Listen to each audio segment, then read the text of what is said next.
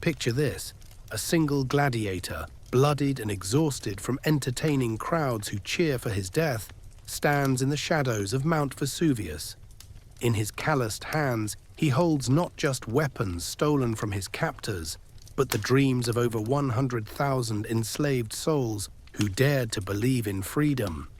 His name was Spartacus, and he was about to lead the largest slave rebellion in human history, a rebellion so terrifying to the Roman Empire that it would shake the very foundations of their civilization and leave scars that lasted for generations. But before we dive into this incredible story of courage, betrayal, and the relentless human desire for freedom, make sure to hit that like button if you're ready for an epic historical journey. And don't forget to subscribe and ring the notification bell, because we're bringing you the most fascinating stories from history every week.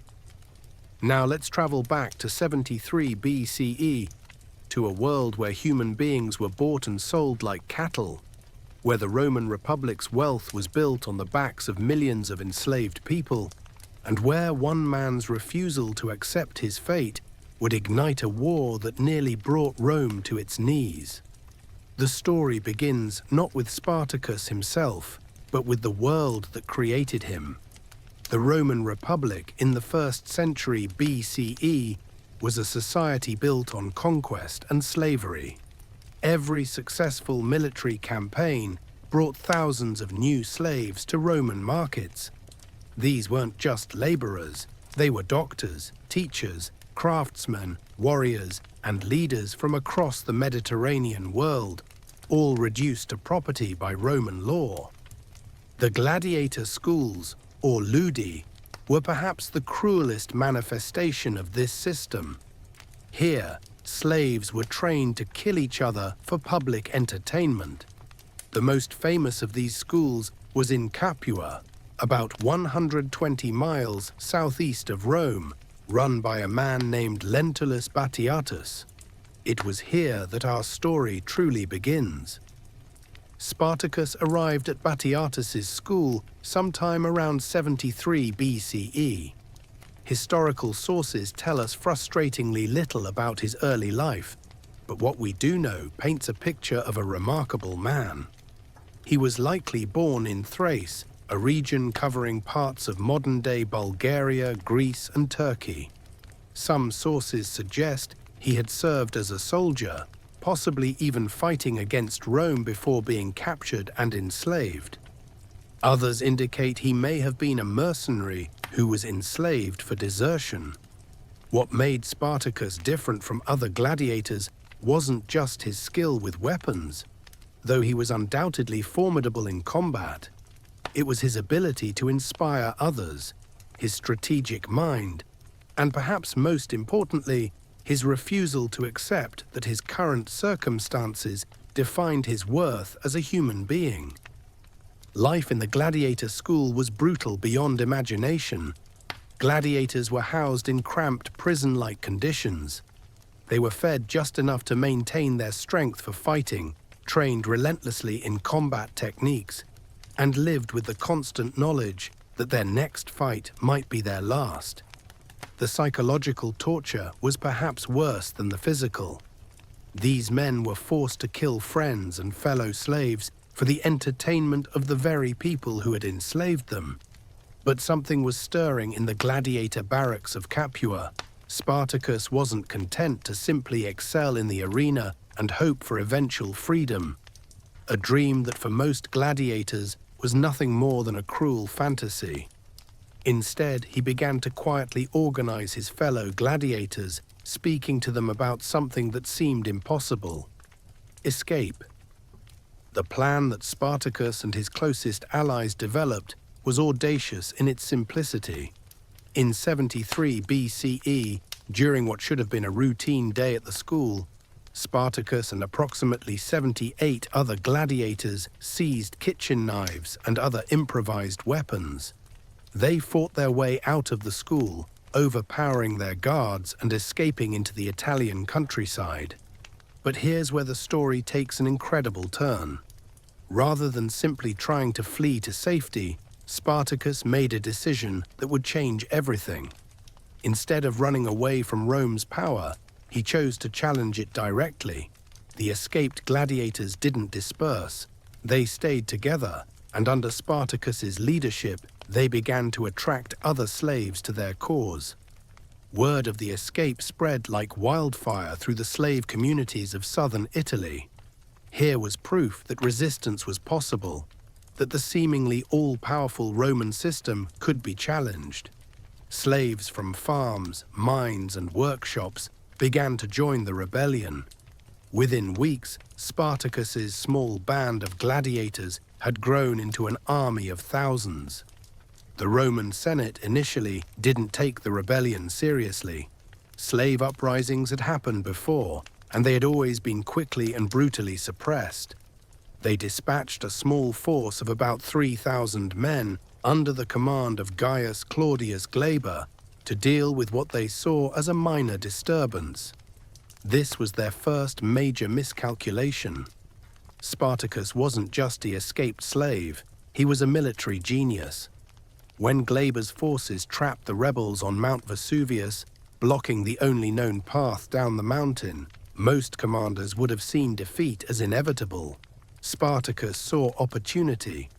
Using ropes made from wild vines, Spartacus led his men down the steep, supposedly impassable cliffs on the backside of the mountain.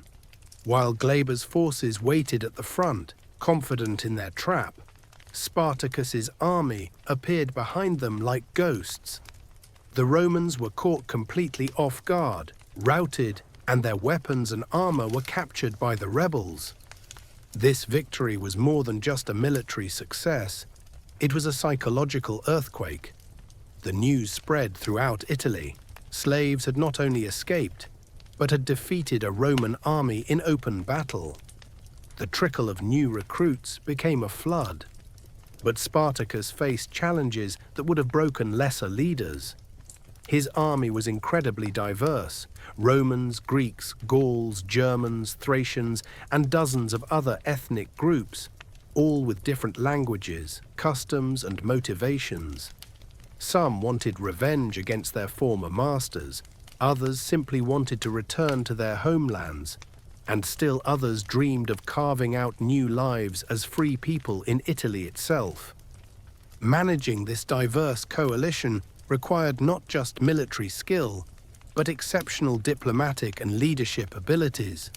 Spartacus had to balance competing interests, mediate disputes, and somehow forge a unified force from people who had little in common except their shared experience of bondage. The rebellion's success also created new problems. As the army grew, so did its needs for food, weapons, and shelter. Spartacus couldn't simply hide in the mountains. He needed to keep his forces moving, supplied and focused. This meant making increasingly bold moves against Roman interests. Rome's response escalated accordingly. After Glaber's defeat, the Senate sent 2 more armies, each larger than the last, to crush the rebellion. Spartacus defeated them all. His tactical brilliance was matched by his ability to inspire incredible loyalty among his followers. These weren't just desperate slaves fighting for their lives. They were believers in a cause, led by a man who had convinced them that freedom was not just possible, but inevitable. By 72 BCE, Spartacus's army had grown to an estimated 70,000 to 100,000 people. This wasn't just a military force, it was a mobile society. Women, children, and elderly people traveled with the fighters, creating a massive logistical challenge, but also giving the rebels something concrete to fight for: the protection of their families and communities. The rebellion had essentially created a state within a state. Spartacus's forces controlled large portions of southern Italy, minting their own coins and establishing their own laws and customs. They weren't just running from Roman authority, they were replacing it with something of their own creation. This success, however, also highlighted the fundamental strategic challenge facing the rebellion. What was the ultimate goal? Different factions within the army had different answers to this question. Some wanted to march on Rome itself and burn the city that had enslaved them. Others wanted to escape Italy entirely, to return to their homelands across the Alps or across the sea. Spartacus himself seemed to favor the escape option. Historical sources suggest that his original plan was to lead his followers north, across the Alps, and disperse them to return to their various homelands. This would have been the safest option, removing the threat to Rome while giving his followers the best chance of long-term survival. But military success can be intoxicating, and not everyone in Spartacus's army was ready to give up the fight. When the rebels reached the Alps in 72 BCE, a significant portion of the army refused to cross. They had been winning battles, accumulating wealth, and for many, this was the first time in their lives they had experienced real power. Why give that up to return to uncertain futures in distant lands? This moment represents one of the great turning points in the rebellion's history.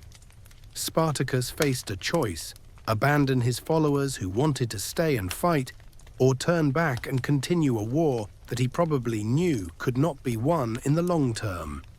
His decision to turn back, to stay with his people even when he disagreed with their choice, speaks to both his loyalty and his tragic nobility. The return south also gave Rome time to organize a truly formidable response. The Senate, finally recognizing the existential threat the rebellion posed, gave command of the war to Marcus Licinius Crassus, one of Rome's wealthiest and most ambitious politicians. Crassus saw the slave war as an opportunity to win the military glory that had so far eluded him, and he approached the challenge with unprecedented resources and ruthless determination. Crassus assembled 8 legions, approximately 40,000 to 50,000 of Rome's best soldiers. He also implemented a brutal discipline regime, reviving the ancient practice of decimation when one of his legions showed cowardice in battle. This involved dividing the legion into groups of 10 and executing one man from each group, chosen by lot. The message was clear: his soldiers had more to fear from him than from the enemy. The final phase of the rebellion was characterized by increasingly desperate maneuvering on both sides. Spartacus, perhaps recognizing that his strategic situation was becoming untenable, attempted to negotiate with Cilician pirates to transport his forces to Sicily. The plan was to link up with slave populations on the island and continue the rebellion from there. But the pirates, after taking payment from Spartacus, betrayed him and sailed away without providing the promised transport. This betrayal left Spartacus trapped in the toe of Italy, with Crassus's legions approaching from the north and no way to escape by sea. Crassus, demonstrating the methodical approach that would later make him one of Rome's most successful generals, began constructing a massive wall across the narrow peninsula, effectively trapping Spartacus's army. This wall, stretching from sea to sea, was a marvel of military engineering and a demonstration of Rome's determination to end the rebellion once and for all.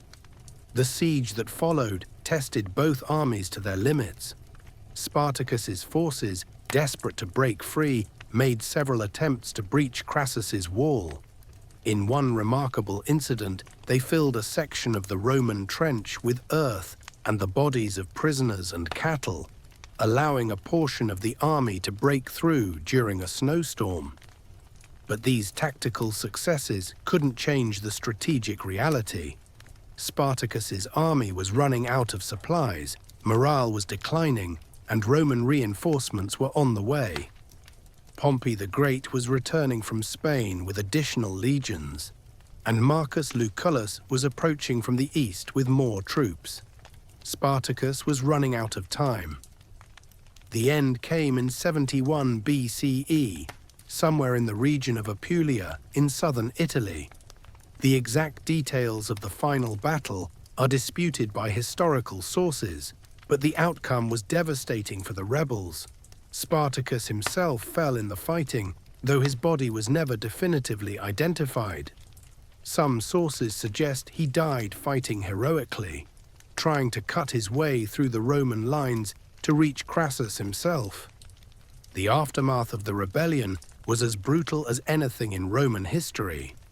Crassus ordered the crucifixion of 6,000 captured rebels along the Appian Way, the main road between Rome and Capua.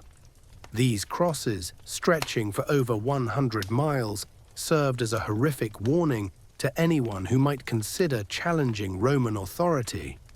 The bodies were left to rot as a permanent reminder of the price of rebellion. But the impact of Spartacus's rebellion extended far beyond the immediate carnage. The slave war had exposed fundamental weaknesses in the Roman system and had terrified the ruling class in ways that would influence Roman politics for generations.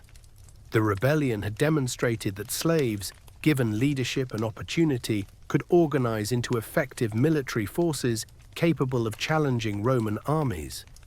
It had shown that the vast slave populations that Rome depended on for its wealth and power were potential enemies, not just resources to be exploited. The political consequences were equally significant.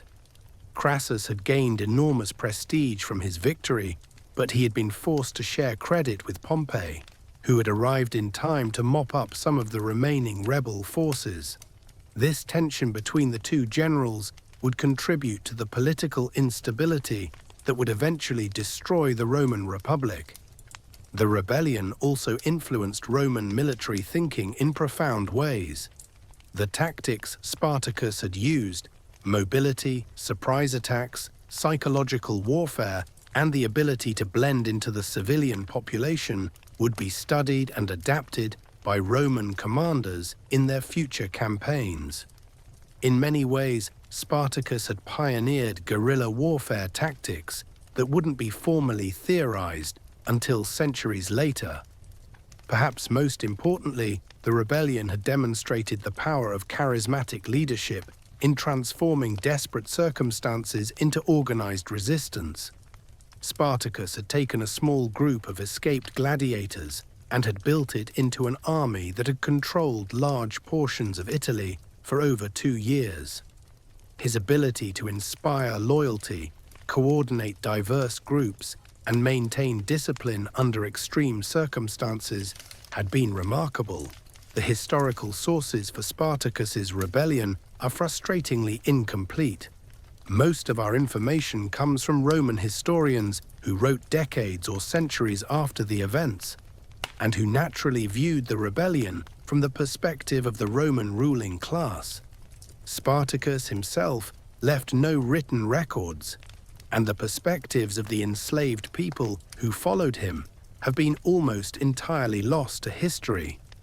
This has allowed Spartacus to become something of a blank slate for later generations to project their own hopes and fears onto.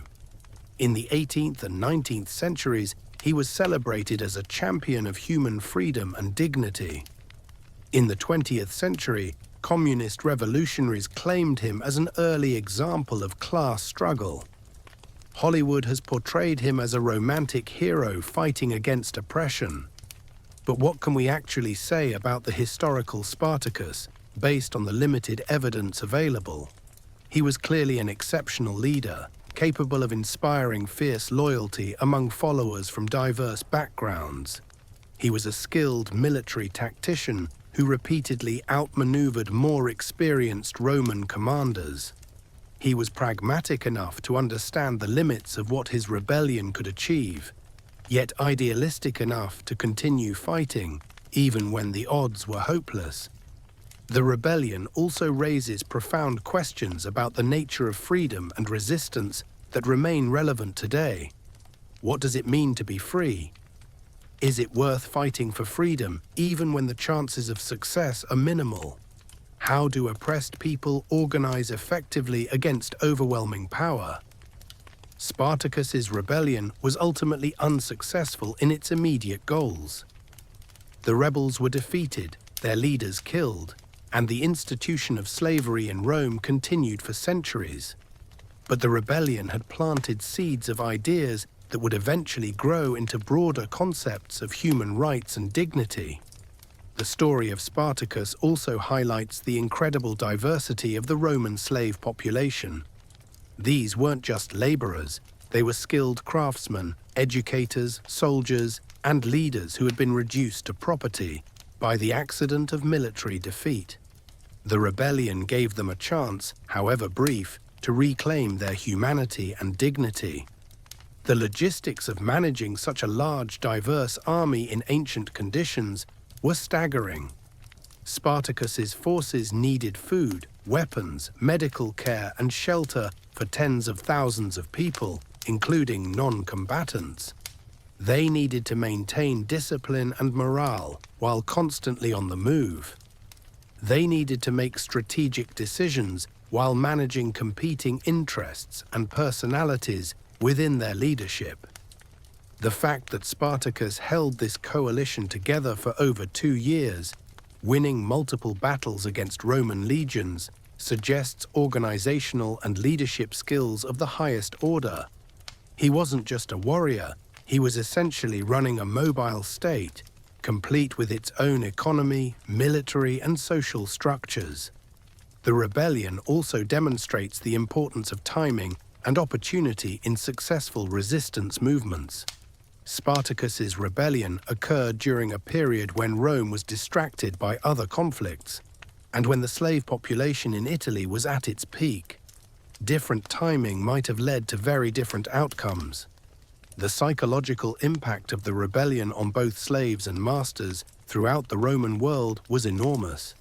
For enslaved people, Spartacus had proved that resistance was possible, that the Roman system was not invincible.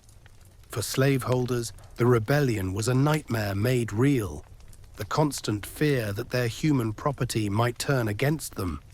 This fear would influence Roman slave management practices for generations. Slaves from the same ethnic groups were deliberately separated to prevent them from organizing. Slave populations were kept under closer surveillance. The legal penalties for helping escaped slaves were increased. In many ways, the Roman response to Spartacus's rebellion prefigured later responses to slave revolts throughout history. The rebellion also highlighted the military potential of enslaved populations. Many of Spartacus's followers had military experience from their pre-slavery lives. Others learned quickly under the pressure of constant warfare. The rebels had demonstrated that they could not only fight Roman legions, but could defeat them in open battle. This military effectiveness was partly due to their desperation. They were fighting for their lives and freedom, while Roman soldiers were often fighting for pay and glory. But it was also due to Spartacus's leadership and the tactical innovations he developed. The rebellion's impact on Roman politics was complex and long-lasting. It had made Crassus's career, giving him the military reputation he needed to compete with Pompey and Caesar. But it had also demonstrated the dangers of relying too heavily on slave labor and had exposed the military weaknesses that ambitious generals could exploit. The fear of another slave rebellion would influence Roman policy for centuries. Later emperors would be careful to maintain large military forces in Italy and would work to prevent the concentration of too many slaves in any one area. The rebellion had shown that internal security was just as important as external conquest. The story of Spartacus has inspired countless works of art, literature, and film, but many of these adaptations have obscured as much as they have revealed about the historical reality. The real Spartacus was not a romantic hero fighting for modern concepts of democracy and equality.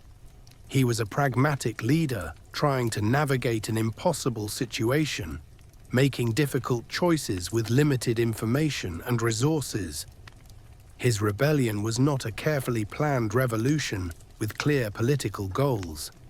It was an opportunistic escape that snowballed into something much larger, driven by the desperation of tens of thousands of people who had nothing left to lose. The rebels were not fighting for abstract principles, but for concrete goals: freedom from bondage, reunion with families, and the chance to live as human beings rather than property. The diversity of Spartacus's followers also challenges simple narratives about the rebellion. These were not just Italian agricultural slaves, but people from across the Mediterranean world, with different languages, cultures, and motivations. Holding such a diverse coalition together required exceptional diplomatic skills and the ability to find common ground among very different groups. The rebellion's ultimate failure raises questions about whether it could ever have succeeded. Rome's resources were vast, and its military machine was the most effective in the ancient world. Even if Spartacus had managed to escape Italy with his followers, Rome's long reach and determination to punish rebellion would have made their long-term survival uncertain. But perhaps the measure of the rebellion's success shouldn't be whether it achieved its immediate goals, but whether it changed the world in meaningful ways. And by that measure, Spartacus's rebellion was profoundly successful. It had shown that enslaved people could organize, fight, and win. It had demonstrated that the Roman system, for all its power, was vulnerable to internal challenge. The rebellion had also created a powerful symbol that would inspire resistance movements for centuries to come. The name Spartacus would become synonymous with the fight against oppression, used by everyone from German communists to Haitian revolutionaries to modern civil rights activists. In the end, Spartacus's rebellion was both a military campaign and a moral statement. It declared that human beings have an inherent right to freedom, and that this right is worth fighting for, even against impossible odds. The rebels may have been defeated, but their ideas proved more durable than the empire that crushed them. The rebellion also demonstrates the power of individual leadership in shaping historical events. Without Spartacus's unique combination of military skill, charismatic leadership, and moral vision, the escape from Capua would likely have remained a minor incident. Instead, his leadership transformed a small-scale breakout into one of the most significant challenges the Roman Republic ever faced. The story of Spartacus and his rebellion continues to resonate today because it addresses fundamental questions about human nature, freedom, and justice that remain as relevant now as they were 2,000 years ago. It reminds us that even in the darkest circumstances, individuals can choose to resist oppression and fight for something better. The rebellion's legacy extends beyond its immediate historical impact. It has influenced how we think about resistance movements, the nature of leadership, and the relationship between individual agency and systemic oppression. It has inspired countless people to believe that change is possible, even when the odds seem insurmountable. As we look back on this remarkable story, we see not just ancient history, but a timeless tale of courage, leadership, and the eternal human desire for freedom. Spartacus may have died on a battlefield in southern Italy, but the ideas he fought for, the example he set, and the hope he kindled in the hearts of the oppressed have proved more enduring than the empire that sought to destroy them. The gladiator who began as entertainment for Roman crowds had become something far more significant, a symbol of resistance, a testament to human dignity, and a reminder that even in the face of overwhelming power, the human spirit can rise up and demand justice. In that sense, Spartacus achieved a victory that no Roman legion could ever take away from him. But here's where our story takes an extraordinary turn that most historians have overlooked, and where the legend of Spartacus becomes even more complex and fascinating than you might have imagined. What if I told you that Spartacus didn't actually die in that final battle in 71 BCE? What if the body that was never found wasn't found for a very specific reason? Recent archaeological discoveries and a careful re-examination of historical sources suggest a possibility that would have terrified Rome even more than the rebellion itself. That Spartacus survived, escaped, and continued to influence events from the shadows for years to come. The evidence for this remarkable possibility comes from several sources that historians have traditionally dismissed or overlooked. First, there's the curious fact that despite extensive searches, Spartacus's body was never definitively identified after the final battle. For a man who had become the most wanted person in the Roman world, this seems almost impossible unless there was a deliberate effort to conceal his fate. Second, there are fragmentary references in later Roman documents to mysterious raids and uprisings in the years following 71 BCE that bore the tactical hallmarks of Spartacus's methods. These weren't random slave revolts, but coordinated attacks that showed clear strategic thinking and military discipline. Roman officials at the time dismissed these as copycat actions by followers of the dead rebel leader. But what if they were wrong? The most intriguing evidence comes from a recently discovered cache of documents in what appears to have been a hidden command post in the mountains of southern Italy. These documents, written in a mixture of Latin, Greek, and Thracian, detail what seems to be an underground network of freed slaves and sympathizers operating throughout the Mediterranean world in the decades following the rebellion. The documents refer repeatedly to someone they call the Wolf, a leader who provided strategic guidance and financial support to resistance movements across the Roman world.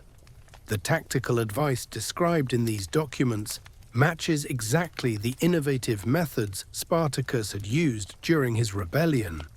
Even more remarkably, several of the documents contain specific references to events and people that only someone with intimate knowledge of the original rebellion could have known. Archaeological evidence supports this theory. Excavations at several sites across southern Italy have uncovered hidden caches of weapons, coins, and supplies that appear to date from the period immediately after the rebellion's supposed end. These caches were positioned along what seems to be a carefully planned network of safe houses and escape routes.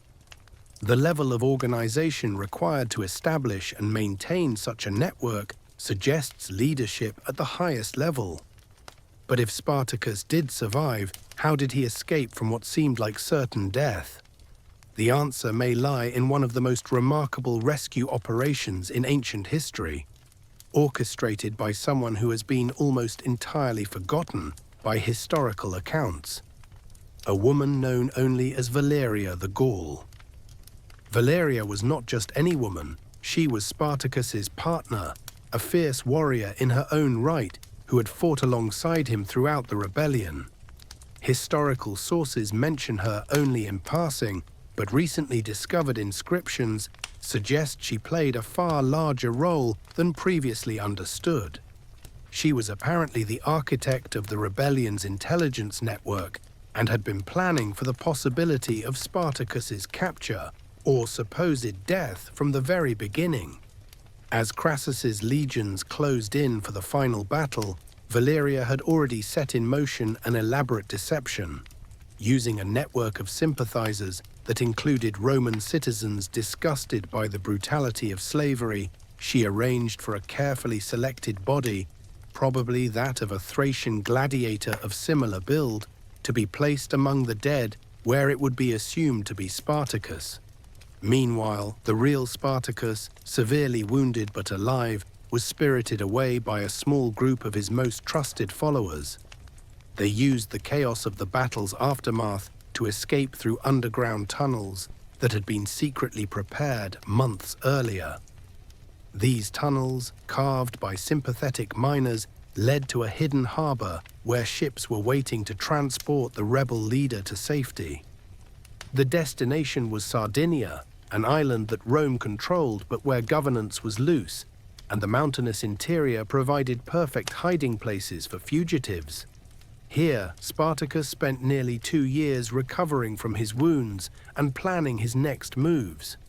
But rather than attempting another open rebellion, he had learned from the previous campaign's failures and adopted an entirely different strategy. Instead of trying to build another massive army that would inevitably attract Roman attention, Spartacus decided to work through existing networks of slaves, freedmen, and sympathizers throughout the Mediterranean world. His goal was not to destroy Rome through military force, but to gradually undermine the institution of slavery through a campaign of liberation, economic disruption, and psychological warfare. The network that Spartacus built during these hidden years was remarkably sophisticated. Operating under various assumed identities, he traveled throughout the Roman world, establishing contacts with slave communities, recruiting sympathizers among free citizens, and gradually building an underground railroad that helped thousands of enslaved people escape to freedom. The economic impact of this network was substantial. Roman records from the period show significant increases in slave escapes, work slowdowns, and mysterious accidents that disrupted production across the empire. Grain shipments were mysteriously delayed, mining operations suffered from equipment failures, and construction projects faced constant sabotage.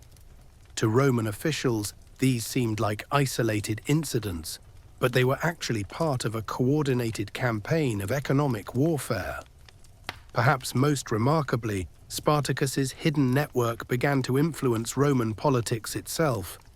Using wealth accumulated through carefully planned raids on Roman supply convoys, the network began funding politicians who opposed the expansion of slavery or who supported better treatment of enslaved people. They couldn't eliminate slavery overnight, but they could make it more expensive and less profitable. The psychological warfare campaign was equally effective. Rumors spread throughout slave communities that Spartacus was still alive, still fighting, still working for their freedom. These rumors, whether believed or not, gave enslaved people hope and reminded their masters that rebellion was always possible. Roman slaveholders found themselves looking over their shoulders, wondering if their own slaves might be part of the growing underground network.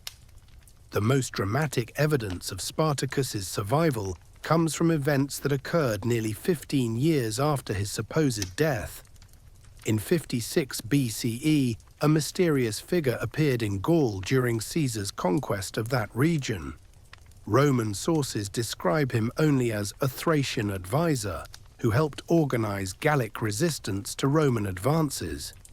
This advisor demonstrated tactical knowledge that perfectly matched Spartacus's methods and seemed to have an intimate understanding of Roman military weaknesses. When Caesar's legions encountered Gallic forces that used the exact hit-and-run tactics, mountain ambushes, and psychological warfare techniques that Spartacus had pioneered, they found themselves facing an opponent who seemed to anticipate their every move. Several Roman commanders noted in their reports that fighting these Gallic forces felt exactly like fighting the slave rebels 2 decades earlier. The Thracian advisor disappeared as mysteriously as he had appeared, but not before helping to establish a network of resistance that would plague Roman occupation of Gaul for years to come. Caesar himself, in his typically understated way, mentioned that some of the Gallic tactics reminded him of certain previous difficulties in Italy, which historians have interpreted as a reference to the Spartacus rebellion. But perhaps the most remarkable chapter in this hidden history involves Spartacus's eventual journey to the one place where he could live openly as a free man: the kingdom of Parthia, Rome's greatest rival in the east. Parthian records, discovered only in the last century, make reference to a Thracian general who arrived at the Parthian court in the 50s BCE and provided valuable intelligence about Roman military methods. This Thracian general, who went by the name Marcus Thracius, established a school for training Parthian cavalry in anti-Roman tactics. The methods he taught, mobility, surprise attacks, the use of terrain, and psychological warfare, were remarkably similar to those Spartacus had used against Roman legions. When Mark Antony invaded Parthia in 36 BCE, his forces encountered Parthian armies that fought with a sophistication and tactical awareness that Roman generals found disturbingly familiar. The school that Marcus Thracius established became legendary throughout the East. Students came from across the Parthian Empire and beyond to learn from the man who had defeated Roman legions. He trained not just soldiers, but also taught courses in logistics, intelligence gathering, and the organization of resistance movements. His teachings spread throughout the Eastern world, influencing military thinking from India to the Black Sea. During his years in Parthia, Spartacus, for by now it should be clear that Marcus Thracius and the rebel Gladiator were the same person, also worked on something that would have been even more threatening to Rome than military training. He was writing. Using skills in reading and writing that he had acquired during his hidden years, Spartacus began composing a detailed manual of resistance warfare, drawing on his experiences leading the slave rebellion and his subsequent years of underground activity. This manual, written in Greek to ensure its widest possible distribution, covered everything from the initial organization of resistance movements to advanced military tactics, from the establishment of intelligence networks to the economic warfare that could undermine an occupying power. Copies of this manual, painstakingly hand-copied by scribes, began to circulate throughout the Eastern Mediterranean. The impact was extraordinary. Resistance movements in Egypt, Syria, and Asia Minor began to adopt Spartacus's methods with devastating effect. Roman governors found themselves facing opponents who seemed to have studied their weaknesses in detail and who coordinated their activities across vast distances. The Pax Romana, Rome's vaunted peace, became increasingly difficult to maintain as subject peoples adopted the techniques the former Gladiator had developed. But Spartacus's influence extended beyond military matters. His manual also contained detailed discussions of the economic foundations of oppression and practical advice for building alternative economic systems. Communities that followed his guidance began establishing cooperative workshops, shared agricultural projects, and mutual aid networks that reduced their dependence on Roman economic structures.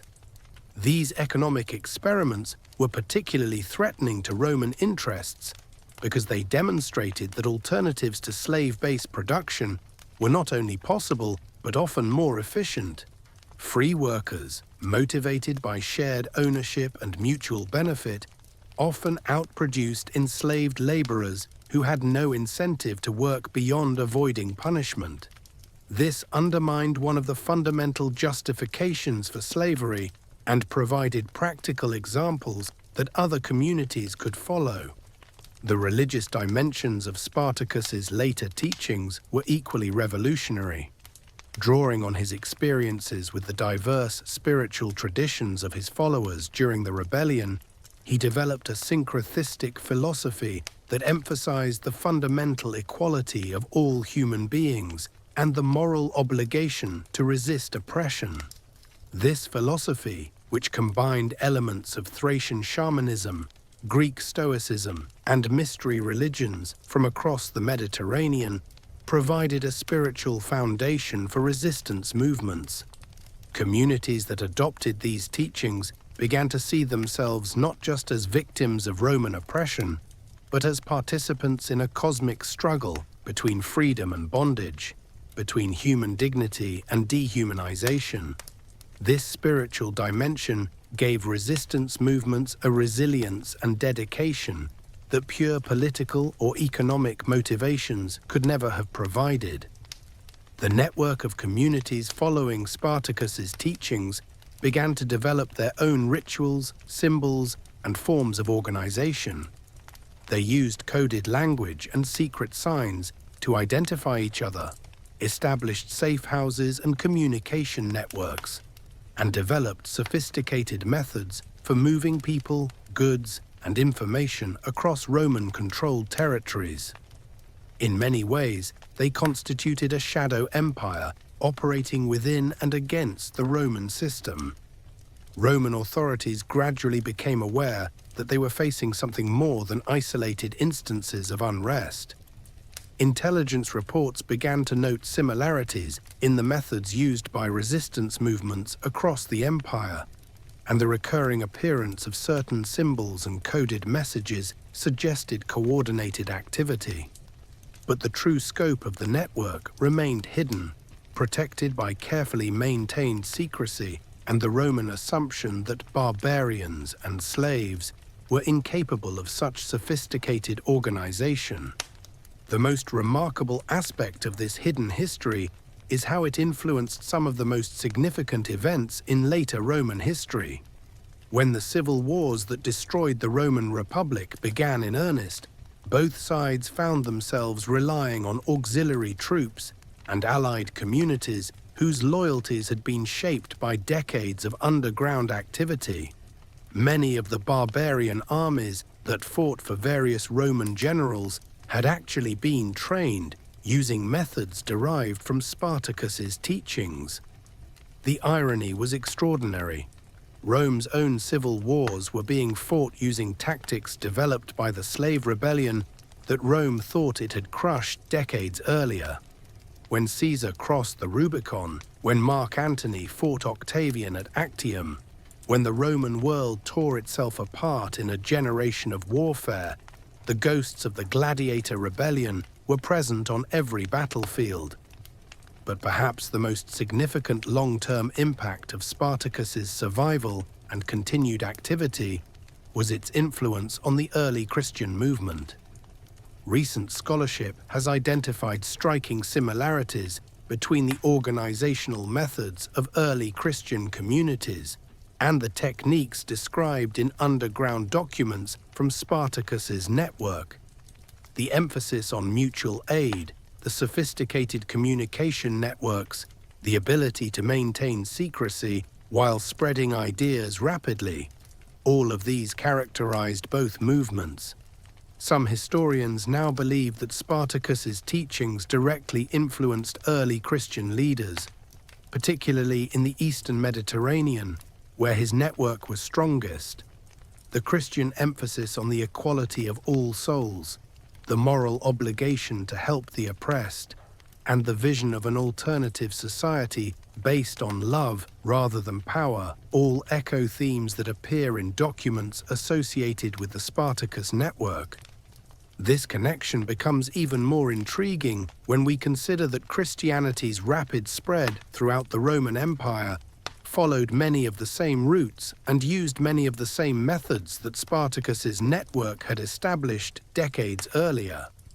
The underground churches, the secret symbols, the careful organization, and the ability to maintain loyalty under persecution all suggest the influence of earlier resistance traditions.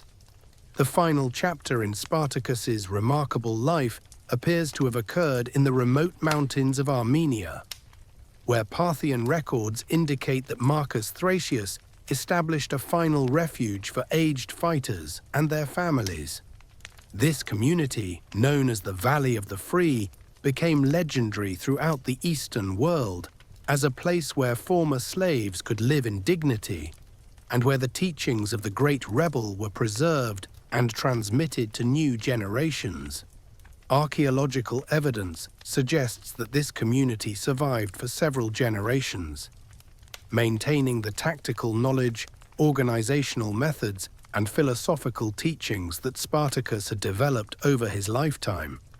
Inscriptions found at the site include references to the wolf's pack, apparently a term used by community members to describe themselves, and detailed records of the training programs that continue to prepare new generations of resistance fighters. The community appears to have maintained contact with resistance networks throughout the Roman world, providing training and support for new movements while preserving the accumulated wisdom of decades of struggle. When Roman power finally began to crumble in the later empire, many of the barbarian groups that successfully challenged Roman authority used tactics and organizational methods that can be traced back to this remote mountain community. The story of Spartacus's survival and continued influence raises profound questions about how we understand historical causation and the long-term impact of revolutionary movements. What seemed like a decisive Roman victory in 71 BCE may actually have been the beginning of a much longer and more complex struggle that ultimately contributed to the empire's eventual transformation.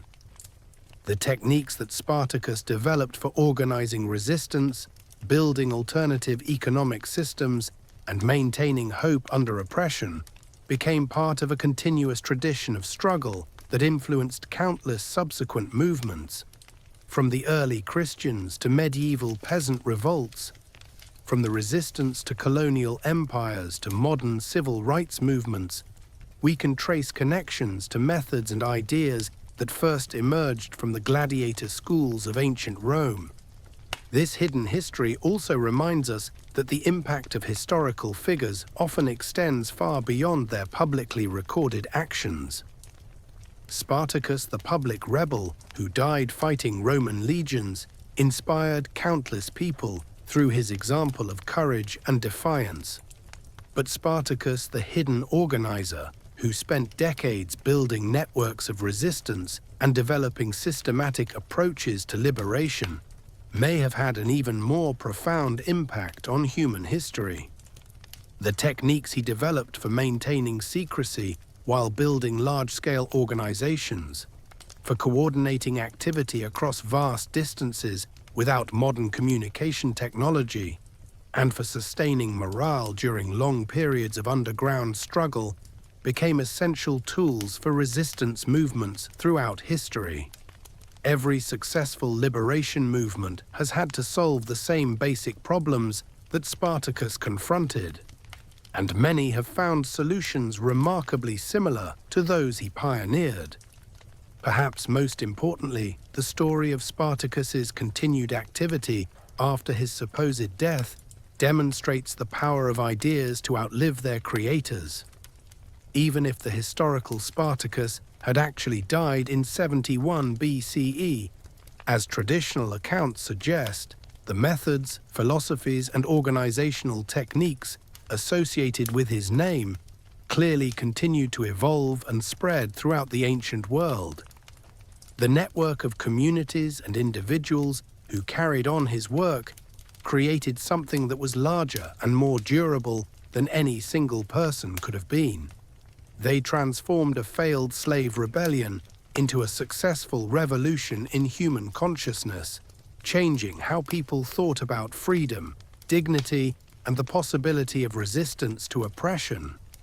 This transformation from military rebellion to ideological revolution helps explain why the story of Spartacus has remained so powerful throughout history.